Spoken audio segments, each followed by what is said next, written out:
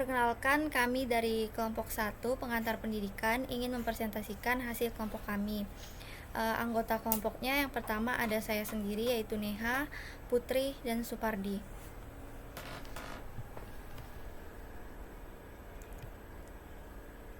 Baik, saya akan menjelaskan tentang tujuan pendidikan dan pendidikan secara menyeluruh. Pentingnya memahami fungsi dan tujuan dari pendidikan. Seperti yang kita ketahui, pendidikan adalah suatu fondasi dalam hidup yang harus dibangun dengan sebaik mungkin.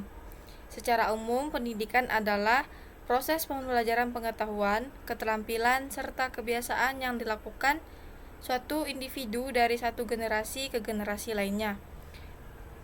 Bisa disimpulkan dengan singkat, pendidikan adalah proses pembelajaran kepada individu atau peserta didik agar dapat memiliki pemahaman terhadap suatu dan pembuatannya menjadi seorang manusia yang kritis dan dalam berpikir.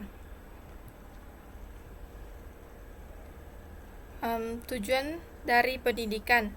Salah satu tujuan dari pendidikan adalah mengembangkan potensi dan mencerdaskan individu dengan baik. Contohnya seperti di Undang-Undang Nomor 2 Tahun 1985 adalah untuk mencerdaskan kehidupan bangsa dan mengembangkan manusia dengan seutuhnya, yaitu bertakwa kepada Tuhan Yang Maha Esa, memiliki pengetahuan, sehat jasmani dan rohani, memiliki budi pekerti dan luhur, mandiri, berpribadi yang mantap, dan bertanggung jawab terhadap bangsa. Selanjutnya, Undang-Undang Nomor 20 Tahun 2003 Pasal yang ketiga tentang Sistem Pendidikan Nasional. Tujuan pendidikan nasional adalah untuk mengembangkan potensi peserta didik agar manusia yang beriman dan bertakwa kepada Tuhan Yang Maha Esa, berakhlak mulia, sehat, berilmu, cakap, kreatif, dan mandiri, dan menjadi warga negara yang demokrasi serta bertanggung jawab. Yang terakhir, MPRS Nomor 2 Tahun 1960. Tujuan dari yang menyatakan adalah tujuan pendidikan untuk membentuk manusia yang memiliki jiwa Pancasila sejati berdasarkan ketentuan-ketentuannya yang dikehendaki oleh pembukaan Undang-Undang 1945 dan isi Undang-Undang 1945. Baik, saya akan menjelaskan fungsi dari pendidikan. Fungsi dari pendidikan ini juga memiliki fungsi diantaranya untuk mengembangkan kemampuan membentuk watak kepribadian agar peserta didik dapat menjadi pribadi yang lebih baik. Lembaga pendidikan ini memiliki fungsi seperti untuk mempersiapkan seluruh masyarakat dapat mandiri dan mencari nafkahnya sendiri, untuk membangun serta mengembangkan minat dan bakat individu demi kepuasan pribadi dan kepentingan umum, untuk membantu melestarikan kebudayaan masyarakat, menanamkan keterampilan yang dibutuhkan dalam keikutsertaan dalam berdemokrasi, menjadi sumber-sumber inovasi sosial di masyarakat. Adapun jenis-jenis pendidikan, sesuai dengan apa yang sudah saya bahas di atas, pendidikan memiliki 3 jenis, yaitu pendidikan formal, pendidikan non-formal, dan pendidikan informal.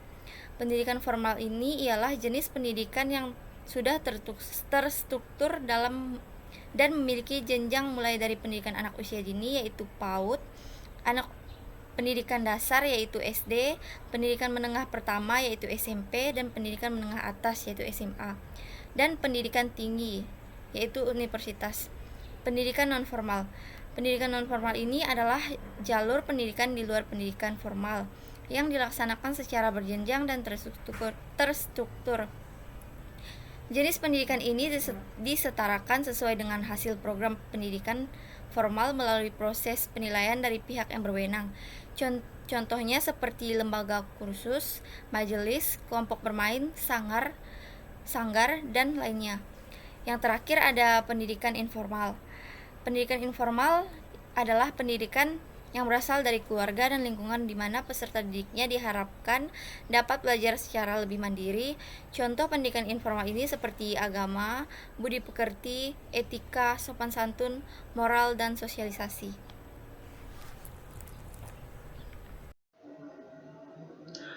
Menurut para ahli pengertian pendidikan, yang pertama, Profesor Dr.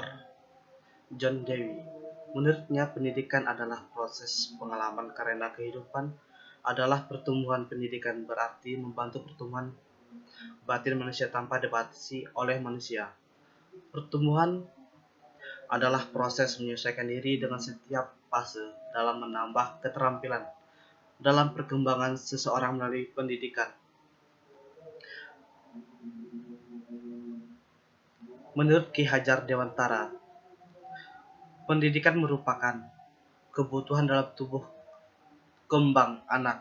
Pendidikan membimbing semua kekuatan alam yang ada pada diri peserta didik, sehingga sebagai manusia dan anggota masyarakat dalam mencapai kesempatan dan kebahagiaan tertinggi dalam hidup. Menurut Aristoteles, pendidikan merupakan fungsi negara dan diselenggarakan terutama paling tidak untuk kepentingan negara itu sendiri. Pendidikan adalah persiapan atau bekal untuk suatu pekerjaan atau kegiatan yang layak. Pendidikan terus berpedoman pada hukum agar sesuai dalam kurung koresponden dengan hasil analisis psikologis dan mengikuti kemajuan secara bertahap, baik fisik maupun mental. Menurut Al-Ghazali, pendidikan adalah menyesuaikan manusia dari saat kemunculan sehingga akhirnya hayat melalui berbagai ilmu yang disampaikan dalam bentuk pengajaran secara bertahap, di mana proses pengajaran merupakan tanggung jawab orang tua dan masyarakat dengan sikap mereka terhadap Tuhan menjadikan mereka orang yang sempurna.